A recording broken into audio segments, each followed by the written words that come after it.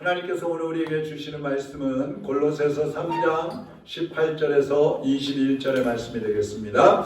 우리 다 같이 한 목소리로 읽겠습니다. 아내들아 남편에게 복종하라. 이는 주 안에서 마땅하니라. 남편들아 아내를 사랑하며 괴롭게 하지 말라. 자녀들아 모든 일에 부모에게 순종하라. 이는 주 안에서 기쁘게 하는 것이니라. 아비들아 너희 자녀를 노엽게 하지 말지니 낙심할까 함이라. 아멘. 하나님 아버지, 오늘도 하나님께서 우리에게 주신 말씀들을 함께 나누기를 원합니다.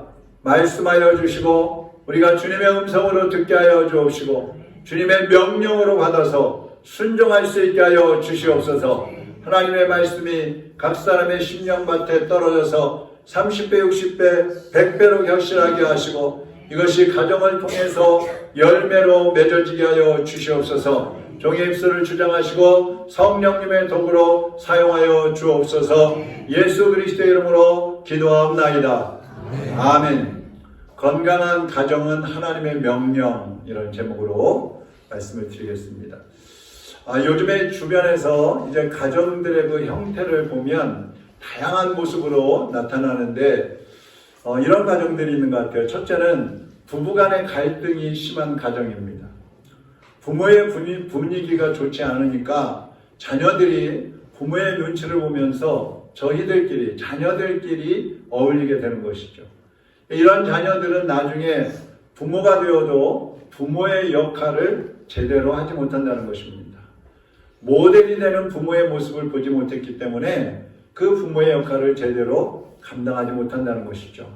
두 번째로는 부모 중에 한쪽만 이제 왕따 당하는 그런 가정들이 또 많이 있는 것 같아요. 엄마와 자녀들이 재미있게 이야기하고 이야기꽃을 피우다가 아빠가 들어오면 다 흩어져 갖고 자기 방으로 들어가 버리거나, 아니면 또 아빠하고는 관계가 좋은데 엄마하고 관계가 안 좋은 그런 자녀들도 있습니다. 어느 부부가 갈등이 심해가지고 이혼을 하려고 했답니다. 그런데 7살 먹은 아들이 있어가지고 이혼을 하면 안 되겠다 싶어서 엄마가 이제부터는 남편을 포기하고 자식만 잘 키워야 되겠다. 남편은 없다고 생각하고 이제 자녀만 훌륭하게 키워야 되겠다고 생각을 했어요. 그때부터 이 엄마는 자기 아들에게만 집착을 합니다. 그리고 남편은 거들떠보지도 않습니다. 그러다 보니까 이 아이는 엄마의 성격을 닮아가면서 엄마에게만 또 밀착을 하게 되고 아버지에 대해서는 존경심이 없어지는 거예요. 이 아이는 결혼할 때 어떤 아내를 찾을까? 엄마 같은 아내를 찾는다는 거예요. 그래서 스스로 엄마는 그동안 강한 모습을 보였잖아요. 그러니까 자기 아내도 강한 아내를 만나가지고 스스로 유약한 그런 남편으로 전락을 해버린다는 거죠. 그런 가정에서 자란 딸, 아들은 또 그렇고, 딸은 마음속으로 아버지에 대한 이 원망과 또 무시가 그 마음속에 가득 차 있습니다. 그래서 결혼을 할 때 이제 남편을 만나면 아버지에 대해서 풀지 못했던 그러한 원망과 불평을 남편에게 터뜨리고, 그 남편의 권위를 인정하지 않는다는 거죠. 그러다 보니까 가정은 점점 힘들어지는 것입니다. 자, 이런 가정에서 자란 아이들은 어떻게 될까요? 성차별적인 아이가 된다는 겁니다. 여성만 좋아하든지 남성만 좋아하든지, 여성을 싫어하든지 남성을 싫어하든지 성차별적인 사람이 된다는 거예요. 세 번째는 편구나 편모만 있는 가정, 엄마나 아빠에게서만 자라난 가정. 부모에 대한 원망이 되게 크겠죠. 미래에 대한 두려움이 있습니다. 또 결혼에 대해서 증오심을 갖습니다. 이런 아이들은 나 결혼 안 할 거야, 난 결혼은 절대로 안 해, 이런 말들을 흔하게 내뱉는 것을 볼 수가 있어요. 그 다음에 네 번째로는 형제 간의 불화한 가정, 화목하지 못한 가정이 있어요. 형제 간에 서로 경계하고 서로 부모의 사랑을 독차지하려고 하는 그러한 이기적인 생각을 갖습니다. 이런 자녀들은 친구 관계가 좋지 않아요. 어른들에 대해서 사회에 나가도 사회생활이 제대로 안 돼가지고 혼자 생활하는 경우가 많이 있습니다. 근데 우리 아이들의 그 친구들 가정 얘기를 들어보거나 또 제 주변에 있는 가정들을 보면 정말 10가정 중에 한 6, 7가정은 화목하지 못한 것 같아요. 그나마 좀 가정답고 화목하고 행복하다고 하는 가정들은 그래도 그리스도인들의 가정입니다. 그러니까 하나님은 생육하고 번성해서 땅에 충만하라고 하셨고 행복한 가정을 이루라고 아담과 하와를 결혼시키셨어요. 근데 인간이 타락하면서 화목이 깨져버렸죠. 행복한 가정도 깨져버렸습니다. 부부는 서로 자기만 위해달라고 합니다. 남편은 아내에게 나를 위해달라고 그러고 아내는 남편에게 나를 사랑해달라고 그러고 서로 그러는 거예요. 또 부모는 자녀를 위해서 희생하고 자녀를 돌봐야 하는 책임이 있는데 부모의 이익이나 편한 생활을 위해서 자녀들을 돌보지 않는 그런 부모들도 있어요. 또 자녀는 부모를 공경하지 않고 귀찮은 존재로 여겨버립니다. 그래서 말을 들어보면요, 요양원에 부모님을 모셔다 놓고 부모님 돌아가셔도 여기서 알아서 처리해달라고 그러고 연락도 하지 말라고 하는 그런 자녀들이 있다는 거예요. 어떻게 가족의 관계가 그 지경까지 이르렀을까? 이렇게 되다 보니까 결혼한 부부의 반 이상이 이혼을 하고 있습니다. 가정은 파괴되고 사회는 혼란해지고 있습니다. 이 사회가 잘못되는 것, 위정자들이 정치를 잘못하고, 사회 직장인들이 직장에서 적응을 잘못하고, 이게 다 가정의 영향인 것이죠. 가족이 불행해지는 이유의 90% 이상은 부부관계가 좋지 않기 때문이에요. 부부관계가 자녀들에게 모델이 돼야 되잖아요. 근데 부부관계가 좋지 않으면 자녀들이 무엇을 보고 자라겠어요? 누구의 영향을 받겠어요? 또 어떤 영향을 받겠어요?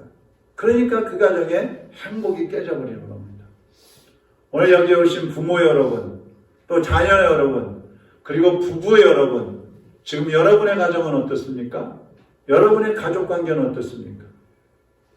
오늘 본문은 부부의 관계에 대해서 말씀을 하고 있고 또 부모와 자녀의 관계에 대해서 말씀을 하고 있어요. 현재 여러분의 가정을 보면 어떤 가정은 이제 연세가 드셔서 부모님 돌아가시고 안 계시는 가정도 있을 것이고 또 배우자 중에 한 분이 안 계시는 가정도 있을 것이고 또 그렇지 않으면 이제 자녀들 다 출가시켜서 자녀가 없는 가정에 같이 살지 않는 그런 가정도 있을 거예요. 그래서 오늘 말씀에 저건 나하고 관계없는 건데 이렇게 생각하실 수도 있어요. 그러나 여러분의 자녀들이나 이웃의 가정들이 많이 있잖아요. 여러분의 친인척들 가정들이 있잖아요. 그들에게 하나님의 말씀대로 가정을 세워갈 수 있도록 조언을 하고 보여주고 가르쳐주는 그러한 역할은 여러분이 할 수가 있어요. 그래서 오늘 말씀이 저거는 다른 사람에게, 다른 가정에게 해당되는 말씀이야. 그렇게 생각하지 마시고 여러분 각자에게 주시는 말씀으로 받아서 그동안 내가 부부간에 하지 못했던 것들, 혹은 부모에게 하지 못했던 것들, 또 자녀에게 하지 못했던 것들, 그런 것들을 다시 한번 돌아보면서 여러분의 모습을 하나님이 원하시는 그런 부모의 모습, 배우자의 모습, 또 자녀의 모습으로 세우셔서 여러분의 가정이나 친척이나 또 이웃들의 가정에 하나님이 원하시는 그런 가정을 세울 수 있도록 도와주는 역할을 하는 여러분들이 되시기를 바랍니다. 그래서 첫 번째로는 부모는 어떤 관계가 되어야 하느냐는 것입니다. 창세기 2장 18절에 보면 하나님이 아담과 하와를 혼인을 시키셔요. 그때 아내는 남편을 돕는 배필이다. 그렇게 말씀을 합니다. 그러니까 모든 사람은 사실 동등하게 태어났어요. 여자가 남자보다 열등한 거 아닙니다. 또 아이가 어른보다 못한 존재가 아닙니다. 가난한 자가 부자보다 못한 열등한 그런 상황이 아니에요. 다 같은 동등한 인격체라는 것이죠. 그런데 역할이 다를 뿐이에요. 역할. 아내는 남편을 돕는 배필이라고 그랬어요. 이 돕는다고 하니까 뭐 그냥 내가 필요할 때 좀씩 도와주는 그런 역할이라고 생각할 수 있는데 그게 아니고 이 돕는 배필이라는 말은 조력자, 반려자 이런 뜻이에요. 없어서는 안 되는 사람이에요.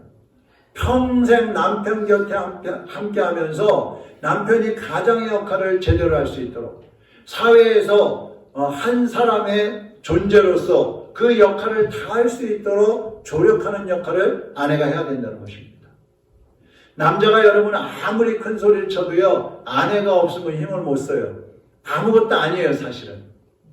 그래서 큰 소리 치고 뭐 아내를 무시하는 그런 사람들도 아내를 사별하고 나면은 정말 누구도 알아주지 않고 힘없이 맥없이 그렇게 살아가는 모습들을 우리가 많이 볼 수가 있는 거예요. 그래서 부부가 같이 있을 때 사랑해야 되고 같이 있을 때 잘해야 하고 같이 있을 때 배우자를 존중하면서 함께 가야 된다는 것이죠. 아내는 남편의 돕는 배필이다. 그러면 남편은요? 남편은 아내를 사랑하라 그랬습니다. 아내의 약한 부분을 보완함으로 인해서 함께 온전해지는 거예요. 아내가 온전해지면 나도 온전해지는 거예요. 아내가 채워져야 나도 채워지는 거예요. 나 혼자 잘났다고요? 아니에요. 그러니까 어떤 남자는 자기가 젊었을 때, 힘 있을 때는 내가 알아서 다 할게, 다 책임질게. 그런데 늙어가지고 이제 힘이 없어져 버렸단 말이에요. 근데 그때는 아내나 가족들이 알아주지 않는 거예요. 당신이 알아서 해, 지금까지 해왔던 것처럼. 그럼 어떻게 살겠어요? 그런데 자신이 모든 것을 다 하는 사람인 것처럼 자기의 말대로만 해야 된다고 생각하고 가정을 그렇게 이끌어가는 사람들이 많이 있다는 것이죠. 아내는 내가 주장하고 다스리는 대로 따라오는 존재가 아니고 아내는 내가 사랑해줘야 할 존재인 것입니다. 그래서 예수님은 우리가 타락하고 스스로 일어날 수 없는 그런 부족한 존재들이었기 때문에 예수님께서 우리를 사랑하셔서 이 땅에 오셨어요. 그리고 희생함을 통해서 우리 인간의 모든 약점을 보완해 주셨고 부족함을 채워주시면서 하나님의 자녀로 살게 해주신 것입니다. 그래서 예수님 안에 있는 사람은요, 내게 능력 주시는 자 안에서 내가 모든 것을 할 수 있느니라 이런 말을 할 수 있는 것이 예수님이 함께 해주시기 때문에 그런 거예요. 다시 말하면 예수님과 함께라면 아무리 부족한 사람이라 할지라도 하나님의 자녀로 살다가 완전한 천국에 들어갈 수 있는 그런 완전함을 갖추게 된다 이 말입니다. 그래서 부부가 서로 도와주고 서로 사랑하면 머리와 몸처럼 한 몸이 되는 거예요. 그래서 부부는 한 몸이다 그렇게 얘기를 하잖아요. 여러분 부모와 자녀의 관계가 가까워요? 부부 관계가 가까워요? 네? 부부관계가 가까운 거예요. 착각하면 안 돼요. 아니 남편 필요 없어. 저 속만 썩이고 그냥 자식들이 최고야. 아유 아내 저거 말도 안 듣고 난 자식들이 최고. 아니에요. 착각하면 안 돼요. 자식들이요. 결혼해서 자기 아내 자기 남편 만나서 잘 살면 그거는 끝이에요. 기대할 필요도 없어요. 부부가 중요한 거예요. 부부가. 근데 그 부부가 한 몸인데 거기에 예수님이 함께 하시면 이것은 완전체가 되어버리는 거예요. 완전체. 그래서 하나님은 부부관계를 교회와 예수님과의 관계로 비유를 하셨어요. 에베소서 5장 한번 보시죠. 31절에서 33절인데 같이 한번 읽어보겠습니다. 그러므로 사람이 부모를 떠나 그의 아내와 합하여 그 둘이 한 육체가 될지니 이 비밀이 크도다. 나는 그리스도와 교회에 대하여 말하노라. 그러나 너희도 각각 자기의 아내 사랑하기를 자신같이 하고 아내도 자기 남편을 존경하라. 이게 여러분 부부관계를 비밀이라고 그랬어요. 비밀. 왜 비밀이냐? 예수님과 교회의 관계, 교회와의 이 관계에 비유를 하기 때문에 비밀이라는 거예요. 예수님이 교회를 사랑하셔서 모든 것을 희생하신 것처럼 남편은 아내를 위해서 모든 것을 희생하는 사랑을 해야 된다는 거예요. 교회가 예수 그리스도를 신뢰하고 섬기고 존경하는 것처럼 아내는 남편을 존경하고 남편에게 순종해야 된다는 거예요. 이런 부부에게서 자라나는 자녀들은 어떻겠어요? 올바로 성장해서 사회생활하면서도 자신의 역할을 온전히 감당하는 하나님의 일꾼으로 성장하게 되는 것입니다. 이것이 부부관계예요. 그러니까 부부는 한 몸이기 때문에 떨어지면 어떻게 돼요? 죽는 거예요. 교회에 예수님이 안 계시면 어떻게 되겠어요? 그게 교회예요, 아니에요? 교회가 아니에요. 이 교회에서 예수님이 떠나버리시면 우리는 하나님의 자녀가 아니에요. 구원받을 수 없어요. 죽는 거예요. 그런데 하나님이 부부관계를 그 교회와 성도 예수 그리스도와의 관계로 비유를 하셨단 말이에요. 그만큼 부부관계는 중요한 거예요. 절대적인 관계인 겁니다. 그러니까 여러분, 오늘까지 남편이 좀 꼴보기 싫었어도, 아내가 좀 말을 안 들었고 속 썩이는 그런 아내였다 할지라도 오늘부터 위로하시고 용납하시고 사랑하시고 순종하면서 둘이 당신이 나요, 내가 당신이요, 둘이 한 몸임을 인정하면서 함께 가시기를 주님의 이름으로 축원합니다. 두 번째, 부모와 자녀의 관계입니다. 20절 제가 읽겠습니다. 자녀들아, 모든 일에 부모에게 순종하라. 이는 주 안에서 기쁘게 하는 것이니라. 창세기 2장 24절에 보면요, 남녀는 결혼해서 부모를 떠나 둘이 한 몸을 이룰지라 그랬어요. 자, 자녀들이 부모를 떠날 때가 있어요. 언제요? 결혼할 때예요. 자녀들은 결혼하기 전까지는 부모의 지도를 받아야 돼요. 부모에게 순종을 해야 돼요. 그것이 성경적입니다. 근데 우리 아이들 어때요? 키워보세요. 뭐 이미 다 키우신 분들도 계시지만 20살 넘어가서 뭐 성인이 됐다 그러잖아요. 그럼 엄마, 아빠 나도 성인이야. 이제는 참견하지 마라. 내가 알아서 할게. 부모의 뜻과 관계없이 자기 뜻대로 살겠다는 거예요. 근데 그것은요, 비성경적이에요. 성경적이지 않아요. 결혼하기 전까지는 사회에 대해서 또 인생에 대해서 자녀들은 미숙해요. 그래서 부모의 지도를 받아야 되는 것입니다. 결혼하기 전까지는요, 사람은 온전한 사람이 아니에요. 반쪽이 반쪽. 둘이 한 몸이 되는 거니까 연합해야지 한 몸이 되기 때문에. 그래서 결혼하기 전에는 불안한 존재예요. 결혼을 해야 돕는 아내가 생기고 사랑하는 남편이 생기고 그래야 온전해진다는 것입니다. 그렇게 믿으십니까? 이게 하나님의 말씀이에요. 온 천하 만물의 근본이 누구예요? 하나님이시잖아요. 그럼 자녀의 근본은 누구예요? 물론 하나님이시지만 자녀는 부모를 통해서 태어나기 때문에 부모가 자녀의 근본이 되는 거예요. 뿌리가 되는 거예요. 그리고 부모는 하나님이 세워주신 양육자이기 때문에 부모에게 순종하는 것이 바로 부모를 주신 하나님께 순종하는 것입니다. 그래서 부모에게 순종하고 효도하는 것이 대단히 중요한 거예요. 부모는 자녀가 순종할 때 가장 기뻐합니다. 가장 행복합니다. 용돈 많이 줄 때 행복한 게 아니에요. 순종할 때 부모가 기뻐하고 행복하다 이 말이에요. 그러니까 부모를 돈이나 주고 선물이나 사다 드리고 야 이제 내가 할 거 다 했어 이러면 곤란한 거예요. 그럼 부모를 공경하는 거 아니고 순종하는 것도 아니고 효자도 아닙니다. 하나님이 말씀하시는 것은 내 부모에게 모든 일에 순종하라. 할렐루야. 21절 보세요. 아비들아 너희 자녀를 노엽게 하지 말지니 낙심할까 함이라. 이제 부모에게 말합니다. 자녀들을 노엽게 하지 말아라. 낙심할까 하노라. 노여워한다는 말은요, 단순히 그냥 화내는 정도가 아니에요. 분노가 속에서 막 치솟는데 그것을 이기지 못해가지고요, 아이들이 낙심을 하는 거예요. 낙심을 하게 되면 어떻게 돼요? 자기를 포기하게 됩니다.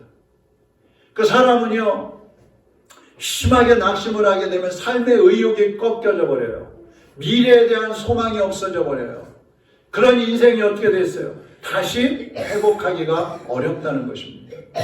그래서 부모는 하나님 아버지의 마음을 가지고 자녀들을 위해서 계속 기도해야 하는 것이고, 또 자녀들을 바른 길로 인도하고 이끌어줘야 할 역할을 우리 부모들이 해야 된다는 말씀입니다. 기독교 역사에서 성인이라고 불리는 어거스틴이라는 분이 있어요. 성 어거스틴 그러잖아요. 근데 우리 기독교에서는 사람을 성인이라고 하지 않습니다. 그래서 성자를 빼버리고 어거스틴인데, 어쨌든 이 사람은 역사적으로 성인이라고 불리던 사람이에요. 근데 이 사람이 이제 대학 교수였어요. 그런데 이 예수님 믿기 전에는 대학 교수였는데, 그때에 결혼도 하지 않고 아이를 둘 낳아서 키우는 그런 방탕한 생활을 막 했어요. 근데 어머니는 신앙생활을 잘하는 모니카라는 여사였어요. 이 어머니가 얼마나 자녀 때문에 소글소글 있겠어요.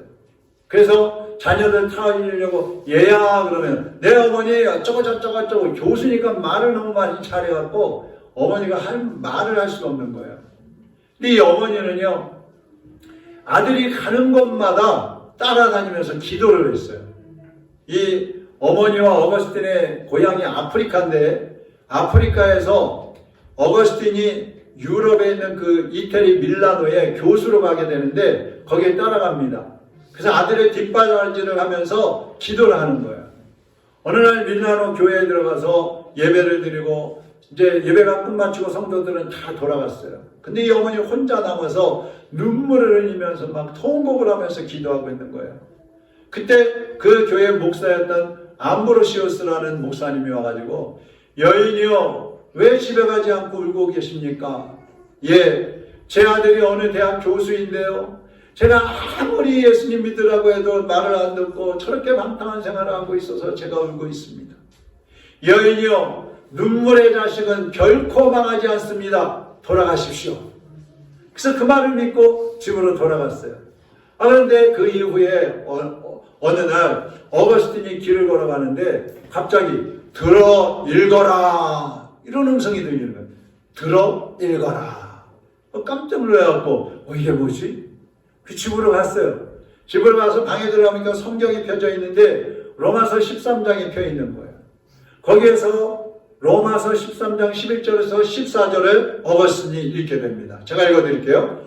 또한 너희가 이 시기를 알거니와 자다가 깰 때가 벌써 되었으니 이는 이제 우리의 구원이 처음 믿을 때보다 가까웠습니다.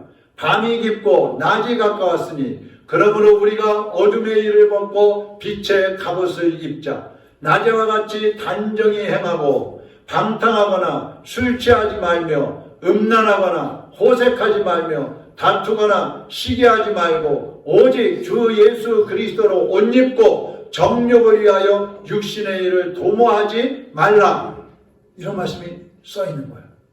근데 쭉 읽다 보니까 죄악에 빠져갖고 방탕하게 사는 자기 모습하고 똑같은 거예요. 그래갖고 야, 하나님이 지금 나를 부르고 계시는구나. 그러면서 그 자리에서 예수 그리스도를 영접을 합니다.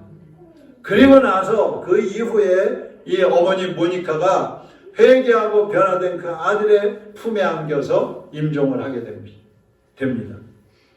여러분, 이 어거스틴이 성인이라는 칭호를 받고 세계적인 영적인 지도자가 될 수 있었던 것은 어머니 모니카가 눈물로 기도하면서 그에게 복음을 전했기 때문인 거예요.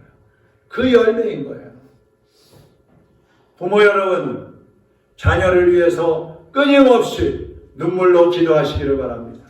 하나님이 여러분의 기도를 듣고 계시는 것입니다. 제가 우리 보라를 결혼시킬 때 결혼시키고 나면 이제 뭐 더 이상 걱정 안 해도 되고 신경 안 써도 되겠지. 아주 마음 편하게 그냥 떠나보내면 되겠지. 그렇게 생각하는데 그러지 않더라고요. 눈에 보일 동안은 기도할 수밖에 없어요. 제가 세상을 떠날 때까지는 기도하고 돌봐줄 수밖에 없는 거예요. 그게 부모예요. 자, 그 다음에 세 번째입니다. 한번 따라하겠습니다.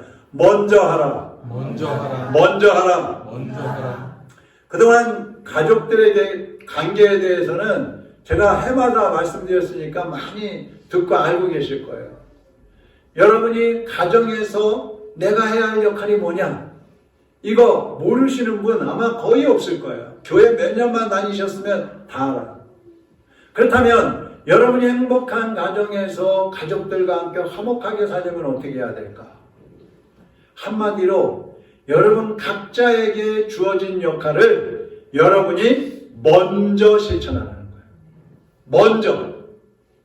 요즘 젊은이들 또 요즘 사람들을 보면은요 특징이 있어요. 첫째, 사과를 잘 하지 않아요. 잘못해놓고 사과하지 않아. 또 사과를 해도 잘 받아들이지도 않아. 우리 서화도 잘못해놓고 잘못하라 그러면 잘 안 해. 두 번째로 손해를 보려고 하지 않아요. 세 번째, 어려운 것을 먼저 하려고 하지 않아요. 네 번째, 알면서도 잘하지 않아요. 여러분은 안 그러시죠? 자, 이런 모습들은요 가정에서도 똑같아요. 가정에서도. 네가 먼저 해. 당신이 먼저 해. 왜 나한테 시켜? 자녀들, 부부간에 그런 얘기 많이 들어보셨을 거예요. 예수님은 어떻게 하셨을까?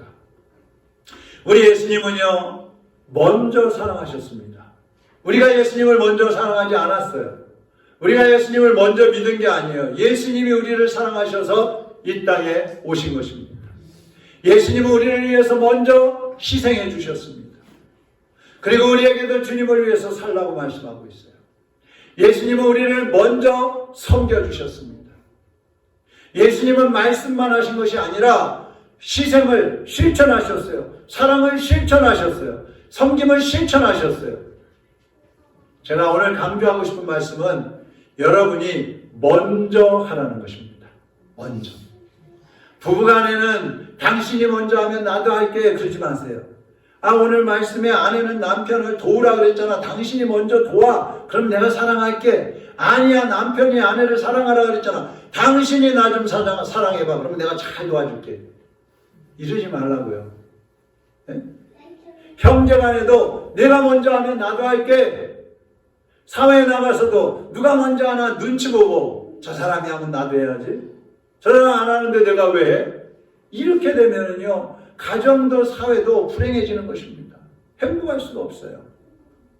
각자 자신의 본분을 다 해야 하는데 그런데 먼저 한번 따라하겠습니다. 내가 먼저 하겠다는 정신을 가져야 돼요. 이게 복음이에요. 복음이에요. 먼저라는 단어의 뜻이 뭐냐? 보여줌으로 따라오게 한다. 보여줌으로 따라오게 한다. 제가 이 설교를 준비를 했잖아요. 근데 어저께 결혼식 가면서 극동방송을 틀어놓고 가는데 거기서 어떤 목사님이 설교하는데 먼저라는 얘기를 하더라고요. 보여줌으로 따라오게 하는 것. 그게 먼저 하는 거예요. 여러분이 보여주세요. 하라고 시키지 말고 여러분이 이렇게 하는 거야. 그리고 먼저 보여주세요. 그러면 다른 사람들이 보고 저렇게 하는 거구나. 그리고 따라한다 이 말이죠. 할렐루야. 그게 복음이에요. 로마서 12장 10절 같이 읽어보겠습니다. 형제를 사랑하여 서로 우애하고 존경하기를 서로 먼저 하며. 한번 따라하겠습니다. 내가 먼저 하겠습니다. 제가 먼저 사랑하겠습니다. 내가 먼저 순종하겠습니다. 큰 소리로 하세요. 제가 먼저 희생하겠습니다. 제가 먼저 용서하겠습니다. 내가 먼저 내려놓겠습니다. 사랑하는 여러분, 먼저 하는 사람이 큰 사람입니다. 먼저 하는 사람이 어른입니다. 먼저 하는 사람이 복된 사람입니다. 오늘 찬양을 통해서 우리가 그동안 어떻게 살아왔는지 한번 돌아보면서 내가 먼저 하겠다는 결단을 하시기 바랍니다. 내가 먼저 손 내밀지 못하고 용서하지 못하고 내가 먼저 용서하지 못하고 웃음 주지 못하고 내가 먼저 웃음 주지 못하고 이렇게 머뭇거리고 있네. 그가 먼저 손 내밀지 그가 먼저 용서하기 원했고 그가 먼저 용서하길 원했고 그가 먼저 웃음 주길 원했네. 그가 먼저 웃음 주길 원했네. 나는 어찌된 사람인가. 오 강교한 나의 입술이여, 오 강교한 나의 오 더러운 나의 마음이여, 오 교만한 나의 마음이여. 왜 나의 입은 사랑을 말하면서, 왜 나의 입은 사랑을 말하면서 왜 나의 마음은 화해를 말하면서 왜 내가 먼저 져줄 수 없는가? 왜 내가 먼저 져줄 수 왜 내가 먼저 손해볼 수 없는가? 없는가? 왜 내가 먼저 손해볼 수 오늘 없는가? 오늘 나는 주님 앞에서 나는 주님 앞에서 몸들 빠르고 이렇게 느끼며 서 있네. 어찌할 수 없는 이 마음을 어찌할 수 없는 주님께 이 맡긴 마음을 주님께 맡긴 채로 우리 같이 기도하겠습니다. 내가 먼저 섬겨주지 못하고, 내가 먼저 이해하지 못하고, 내가 먼저 높여주지 못하고 이렇게 고집부리고 있네. 그가 먼저 섬겨주기를 원했고, 그가 먼저 이해하기를 원했고, 그가 먼저 높여주기를 원했네. 나는 어찌된 사람인가? 오 추악한 나의 욕심이여, 오 서글픈 나의 자존심이여, 왜 나의 입은 사랑을 말하면서, 왜 나의 마음은 화해를 말하면서, 왜 내가 먼저 져줄 수 없는가? 왜 내가 먼저 손해볼 수 없는가? 오늘 나는 주님 앞에서 몸들 바 모르고 이렇게 흐느끼며 서 있네. 어찌할 수 없는 이 마음을 주님께 맡긴 채로, 여러분 주님께 여러분의 마음을 맡기시기를 바랍니다. 주님께 여러분의 삶을 맡기시기를 바랍니다.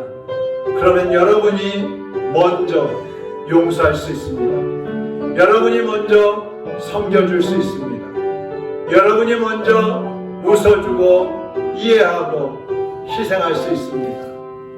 사랑하는 여러분, 이제 우리가 먼저 해야 되겠습니다. 아내를 위해서, 남편을 위해서, 자녀를 위해서, 부모를 위해서, 형제를 위해서, 이웃을 위해서 여러분이 해야 될 역할이 무엇입니까? 먼저 시작하시기 바랍니다. 주님, 이 시간에 우리에게 하나님의 성령을 충만케 하여 주시어서 우리가 먼저 움직이게 하여 주옵소서. 우리가 먼저 사랑하며 희생하며 섬기며 용서하고 용납하게 하여 주시옵소서. 그래서 가정이 변화되고 가정이 화목해지고 가정이 행복해지게 하시고, 나아가서 우리의 직장과 우리의 사회와 우리 나라가 주님 안에서 회복되고 일어날 수 있게 해달라고 이 시간 우리 다 같이 하나님 앞에 기도하겠습니다. 사랑하는 주님, 오늘 우리 하나님께서 주신 말씀을 우리의 마음에 새깁니다. 성령님, 오늘 우리가 알면서도 하나님의 말씀을 먼저 실천하지 못하고 네가 먼저 해라, 당신이 먼저 하기를 원하고 기다렸던 우리들의 모습들, 초라한 우리들의 모습들, 서글픈 우리의 모습들 이제는 주님 앞에 다 내려놓게 하여 주옵시고, 우리가 먼저 사랑하고 우리가 먼저 도움을 시작하고 우리가 먼저 협력하며 우리가 용서하고 우리가 희생함을 통해서 더 많은 영혼들이 회복되고 화목하고 행복해하는 그런 가정과 직장과 학교와 사회가 될 수 있게 하여 주시옵소서. 그리스도인들이 먼저함을 통하여 세상 사람들의 본이 되게 하시고 저들이 우리를 보고 따라와서 하나님의 사람들로 거듭되고 거듭나고 세워지는 역사가 일어나게 하여 주시옵소서. 사랑하는 주님, 오늘 말씀을 들은 우리 사랑하는 성도들 주님 안에서 낮아지게 하여 주시옵소서. 겸손해지게 하여 주시옵소서.